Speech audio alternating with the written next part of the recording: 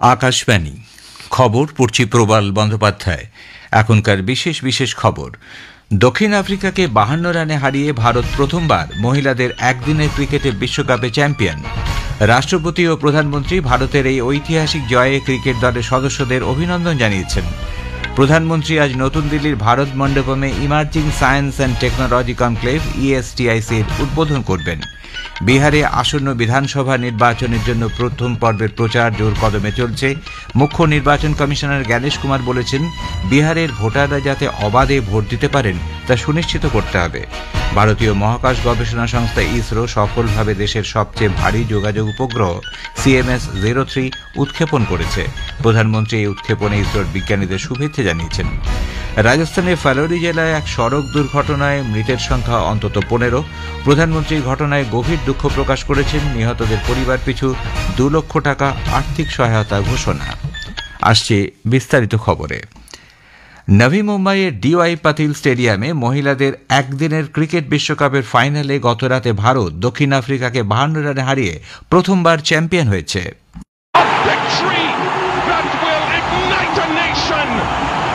It will create a legacy for generations of young women to follow. The new champions of the world, India.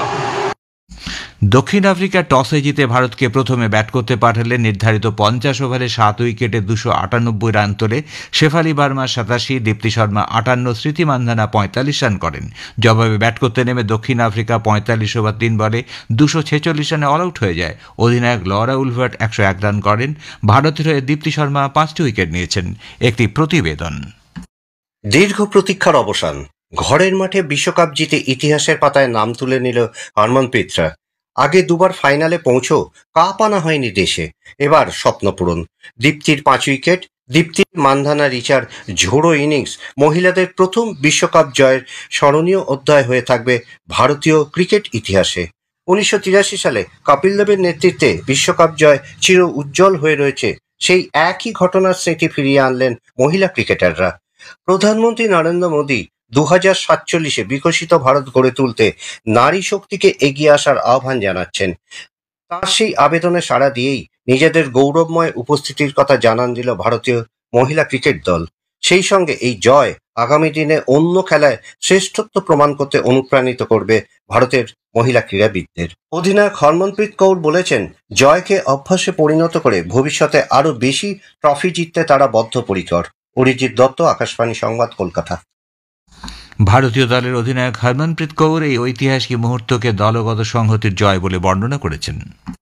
बहुत अच्छा लग रहा है। Last time भी जो सेमीफाइनल ऑस्ट्रेलिया के साथ हुआ था तब भी हमारे यही माइंडसेट था कि फेयरलेस क्रिकेट खेलनी है, और आज भी यही माइंडसेट था कि we have to be very fearless and very calculative, and we exactly did the same thing कि हम लोग बहुत कैलकुलेटिव थे और we all played fearless cricket. ভারতীয় দলের এই সাফল্যে অভিনন্দন জানিয়েছেন রাষ্ট্রপতি দ্রৌপদী মুর্মু। তিনি বলেন, মহিলা দল এই প্রথমবার চ্যাম্পিয়ন হওয়ায় এক ইতিহাস রচনা হয়েছে। এই জয়ের মুহূর্ত ভবিষ্যতে দেশের মহিলা ক্রিকেটকে এক নতুন উচ্চতায় নিয়ে যেতে সাহায্য করবে বলেও আশা প্রকাশ করেন তিনি। প্রধানমন্ত্রী নরেন্দ্র মোদী এই জয়কে ঐতিহাসিক আখ্যা দিয়ে বলেছেন, খেলার মাঠে এই অভূতপূর্ব ক্রীড়া প্রদর্শন খেলোয়াড়দের আত্মবিশ্বাস ও দক্ষতাকে তুলে ধরে। স্বরাষ্ট্রমন্ত্রী অমিত শাহ ভারতীয় মহিলা দলকে অভিনন্দন জানিয়েছেন। এক্স হ্যান্ডেলে এক পোস্টে তিনি বলেন, এই জয় লক্ষ লক্ষ মেয়ের জীবনে অনুপ্রেরণা হয়ে থাকবে। প্রধানমন্ত্রী নরেন্দ্র মোদী আজ নতুন দিল্লির ভারত মণ্ডপমে emerging science and technology conclave ইএসটিআইসির উদ্বোধন করবেন। 3 দিনের এই সম্মেলন আগামী বুধবার শেষ হবে। এই সম্মেলনে শিক্ষাবিদ, গবেষণা সংস্থা, শিল্প ও সরকারের সংশ্লিষ্ট মন্ত্রকের শীর্ষ আধিকারিকরা নতুন প্রযুক্তিসমূহের অগ্রগতি ও সুযোগ সুবিধা নিয়ে আলোচনা করবেন। ভারতের গবেষণা ও উদ্ভাবনী ক্ষেত্রের প্রেক্ষাপটে প্রধানমন্ত্রী 1 লক্ষ কোটি টাকার গবেষণা ও উদ্ভাবনী প্রকল্প তহবিলের সূচনা করবেন। উচ্চাকাঙ্ক্ষী এই উদ্যোগের লক্ষ্য হল বেসরকারি পরিচালিত গবেষণা ক্ষেত্রকে উৎসাহিত করার পাশাপাশি উদ্ভাবন ও প্রযুক্তিগত উন্নয়নে শিল্পক্ষেত্রের অংশগ্রহণকে আগ্রহী করে তোলা। উপরাষ্ট্রপতি সিপি রাধাকৃষ্ণন দুদিনের কেরালা সফরে আজ তিরুভানন্তপুরমে পৌঁছবেন। উপরাষ্ট্রপতি পদে নির্বাচিত হওয়ার পর তার এই প্রথম কেরালা সফর। কোল্লামে ফতিমা মাতা জাতীয় মহাবিদ্যালয় হীরক জয়ন্তী অনুষ্ঠানে তিনি প্রধান অতিথির আসন অলঙ্কৃত করবেন। কোল্লামে ইন্ডিয়ান কোয়ার এক্সপোর্টস অ্যাসোসিয়েশনের সদস্যের সঙ্গে আলাপচারিতায় যোগ দেবেন তিনি। বাহরিনের বিদেশমন্ত্রী আব্দুল লাতিফ বিন রশিদ আল জায়ানি দুদিনের সফরে নতুন দিল্লি পৌঁছেছেন। তিনি বিদেশমন্ত্রী ড এস জয়শঙ্করের সঙ্গে যৌথভাবে পঞ্চম ভারত বাহরিন যৌথ কমিশনের পৌরোহিত্য করবেন। দুদেশের মধ্যে দ্বিপাক্ষিক সম্পর্ককে আরও মজবুত করাই এই বৈঠকের লক্ষ্য। বিদেশ মন্ত্রকের তরফে এক সোশ্যাল মিডিয়া পোস্টে জানানো হয়েছে, বিভিন্ন ক্ষেত্রে ভারত বাহরিন সহযোগিতা পর্যালোচনা করার জন্য এই সফর অত্যন্ত গুরুত্বপূর্ণ। বিহারে আসন্ন বিধানসভা নির্বাচনের প্রথম পর্বের প্রচার আগামীকাল শেষ হবে। শেষ লগ্নের প্রচারে এনডিএ এবং মহাজোটের বরিষ্ঠ নেতারা বিভিন্ন বিধানসভা কেন্দ্রে তাদের দলের হয়ে প্রচার অভিযান আরও জোরদার করেছেন। বিজেপি নেতা ও প্রধানমন্ত্রী নরেন্দ্র মোদী পাটনায় এক রোড শোয়ে গতকাল যোগ দেন। তিনি ভোজপুর জেলার আরাতে গতকাল এক জনসভায় যোগ দিয়ে বলেন, এনডিএ নির্বাচনী ইস্তাহারে বিহারে উন্নতির আন্তরিক প্রচেষ্টার প্রতিফলন ঘটেছে। মহাজোটের নির্বাচনী ইস্তাহারকে মিথ্যে প্রতিশ্রুতি বলে কটাক্ষ করেন প্রধানমন্ত্রী। প্রবীণ বিজেপি নেতা ও কেন্দ্রীয় স্বরাষ্ট্রমন্ত্রী অমিত শাহ বৈশালী জেলাতে মহুয়াতে এক জনসভায় ভাষণ দেন। তিনি বলেন, তেজস্বী প্রসাদ যাদবের বিহারে মুখ্যমন্ত্রীর স্বপ্ন কখনোই সফল হবে না। কংগ্রেস নেতা রাহুল গান্ধী খাগারিয়াতে এক জনসভায় ভাষণ দেন। তিনি বলেন, এনডিএ জমানায় গত 20 বছরে বিহারের অবস্থা আরও সঙ্গীন হয়ে উঠেছে। মুখ্য নির্বাচন কমিশনার জ্ঞানেশ কুমার বলেছেন, বিহার বিধানসভা নির্বাচনের সময় কোনো হিংসা ঘটনা বরদাস্ত করা হবে না। তিনি বলেন, ভোটাররা শান্তিপূর্ণভাবে এবং অবাধে তাদের ভোট দিতে পারেন তা নিশ্চিত করা হবে। जहां तक हिंसा की बात है, चुनाव आयोग यह स्पष्ट करना चाहता है, हिंसा की कोई भी गतिविधि बर्दाश्त नहीं की जाएगी और सामान्य मतदाता शांतिपूर्वक अपनी स्वेच्छा के अनुसार पारदर्शी तरीके से मतदान कर पाए। चुनाव आयोग उसके लिए पूरी तरह तैयार है और आशा है कि बिहार में होने वाले ये चुनाव न केवल पारदर्शिता के लिए और पर्व के रूप में मनाए जाने के लिए न केवल भारत के लिए एक नजीर होंगे, बल्कि विश्व के लिए भी एक नजीर बनकर दिखाएंगे। खबर শুনছেন আকাশবাণী থেকে। আমাদের সংবাদ শোনা যাবে ইউটিউব চ্যানেল আকাশবাণী সংবাদ বাংলা, ফেসবুক ও ইনস্টাগ্রাম আকাশবাণী সংবাদ কলকাতা এবং এক্স হ্যান্ডেল এআইআর নিউজ কলকাতাতে। ভারতীয় মহাকাশ গবেষণা সংস্থা ইসরো গত সন্ধ্যায় শ্রীহরিকোটা থেকে ভারতের সবথেকে ভারী যোগাযোগ উপগ্রহ CMS-03 GS-87R এর সফল উৎক্ষেপণ করেছে। এই ভারী উত্তোলন রকেটটি ভারতীয় উৎক্ষেপণ যানের সাহায্যে সতীশ ধাওয়ান মহাকাশ কেন্দ্র থেকে বিকেল 5:26 ভূসমলয় স্থানান্তর কক্ষে উৎক্ষেপণ করা হয়।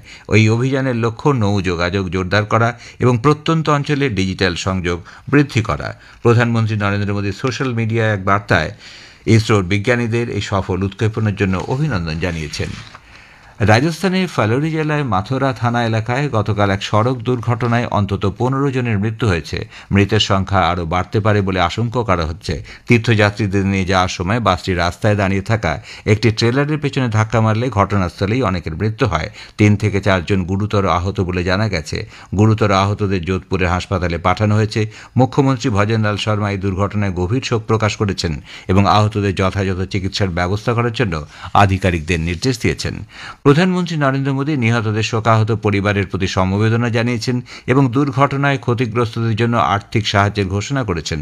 এক্স হ্যান্ডেল এক পোস্টে প্রধানমন্ত্রী জানিয়েছেন, নিহতদের প্রত্যেকের নিকটাত্মীয়কে প্রধানমন্ত্রী জাতীয় ত্রাণ তহবিল থেকে 2 লক্ষ এবং আহতদের 50,000 টাকা দেওয়া হবে। ভারতীয় নৌবাহিনী, সেনাবাহিনী এবং বিমান বাহিনীর যৌথ মহড়া ত্রিশূল এই মাসের 13 তারিখ পর্যন্ত চলবে। প্রতিরক্ষা মন্ত্রক এক বিবৃতিতে জানিয়েছে, মহড়ার লক্ষ্য হল 3টি পরিষেবা সমন্বয় সাধন এবং তার যৌতিকতা নিশ্চিত করা, যা বহুমাত্রিক পরিবেশে যৌথ অভিযানগুলিকে সফল করে তুলবে। ভারত ম্যালেরিয়া, ডেঙ্গু ও লিসব্যানসিসের মতো পতঙ্গবাহিত রোগ মোকাবিলায় আফগানিস্তানকে সাহায্য করতে 16 টনের বেশি ঔষধ সামগ্রী পাঠিয়েছে। তালিবান মুখপাত্র সারাফত জামান বলেছেন, ওষুধপত্র এবং রোগ নির্ধারণের কিট আফগানিস্তানের জাতীয় ম্যালেরিয়া এবং অন্যান্য পতঙ্গবাহিত রোগ প্রতিরোধ কর্মসূচিতে বিশেষ উপকারে আসবে। বিজ্ঞান ও প্রযুক্তি মন্ত্রী ড জিতেন্দ্র সিং আজ নতুন দিল্লিতে 4র্থ জাতীয় ডিজিটাল জীবন শংসাপত্র অভিযানের অধীনে SBI ক্যাম্পে যোগদান করবেন। কর্মী, জন অভিযোগ ও পেনশন মন্ত্রক জানিয়েছে, এই অভিযানের লক্ষ্য হল 200টিরও বেশি শহরের 2 কোটি পেনশনভোগীর কাছে স্যাচুরেশন ভিত্তিক আউটরিচ পদ্ধতির মাধ্যমে পৌঁছানো। শেষ করার আগে বিশেষ বিশেষ খবরের কিছু অংশ আবার পড়ছি। দক্ষিণ আফ্রিকাকে 52 রানে হারিয়ে ভারত প্রথমবার মহিলাদের একদিনের ক্রিকেটে বিশ্বকাপে চ্যাম্পিয়ন। রাষ্ট্রপতি ও প্রধানমন্ত্রী ভারতের এই ঐতিহাসিক জয়ে ক্রিকেট দলের সদস্যদের অভিনন্দন জানিয়েছেন। প্রধানমন্ত্রী আজ নতুন দিল্লির ভারত মণ্ডপে emerging science and technology conclave ESTICর উদ্বোধন করবেন। সংবাদ শেষ হল, এরপর শুনুন স্থানীয় সংবাদ।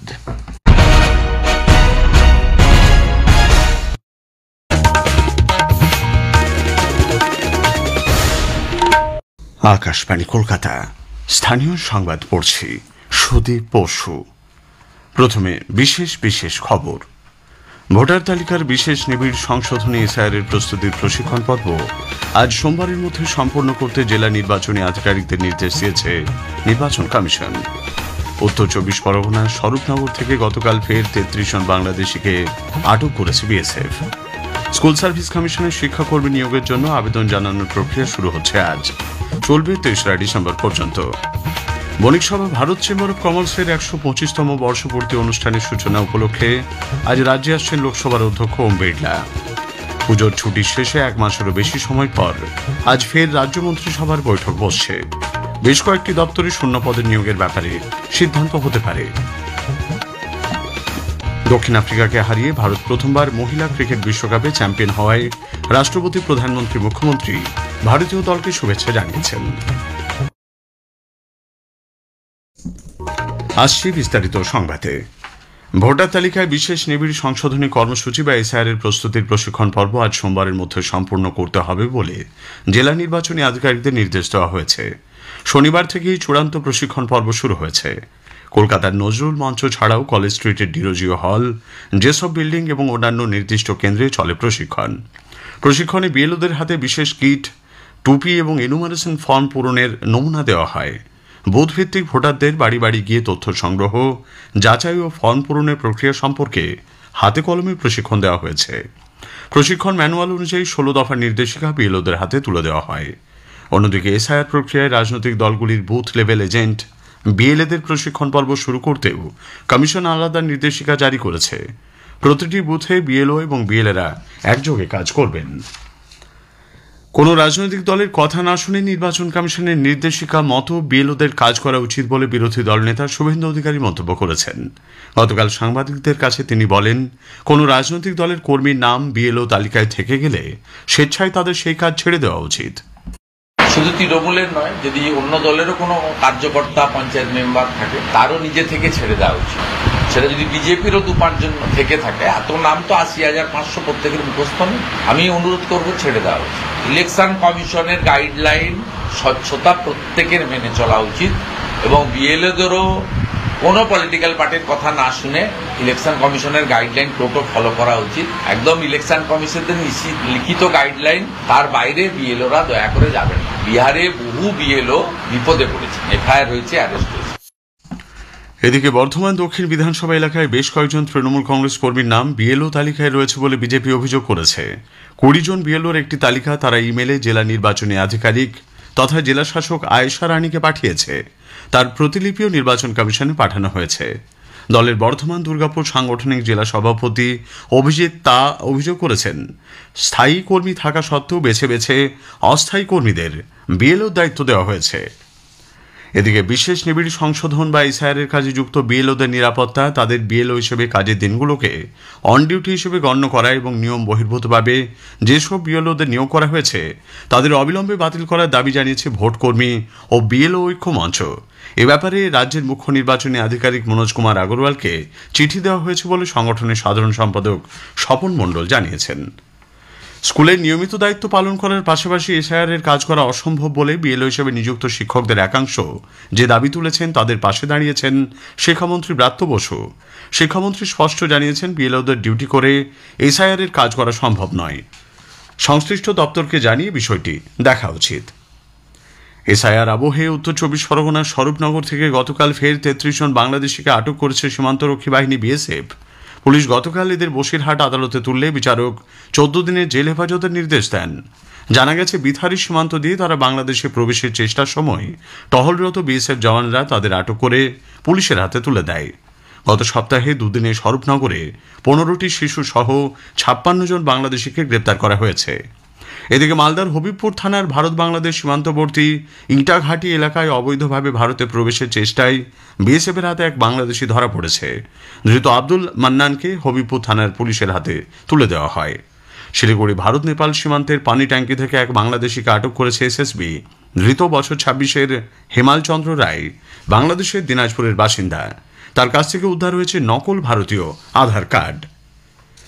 রাজ্যে এসআইআরের কাজ শুরু হতেই সীমান্তে বাংলাদেশিদের ধরা পড়ার ঘটনায় রাজ্যের শাসক দল তৃণমূল কংগ্রেসের তীব্র সমালোচনা করেছে বিজেপি। দলের পশ্চিমবঙ্গের ভারপ্রাপ্ত অমিত মালভিয়া সামাজিক মাধ্যমে বলেছেন, অনুপ্রবেশকারীরা নয়, আসলে তৃণমূল কংগ্রেসের ভোট ব্যাংক এসআইআরের কারণে পালাতে বাধ্য হচ্ছে। এদের মধ্যে অনেকেই কলকাতার বিস্তীর্ণ অংশে গৃহ সহায়িকা আয়ার কাজ করত বলেও তিনি উল্লেখ করেন। বছরের পর বছর ধরে সিপিআইএম এবং তৃণমূল কংগ্রেস সরকার এই অনুপ্রবেশকারীদের আশ্রয় ও রাজনৈতিক মদত দিয়ে আসছিল বলে অভিযোগ করেছেন অমিত মালভিয়া। এসআইআর নিয়ে মানুষের মধ্যে আতঙ্ক তৈরি করা হয়েছে তাদের বিভ্রান্ত করার জন্য, এমনটাই অভিযোগ করেছেন সিপিআইএমের কেন্দ্রীয় কমিটির সদস্য সুজন চক্রবর্তী।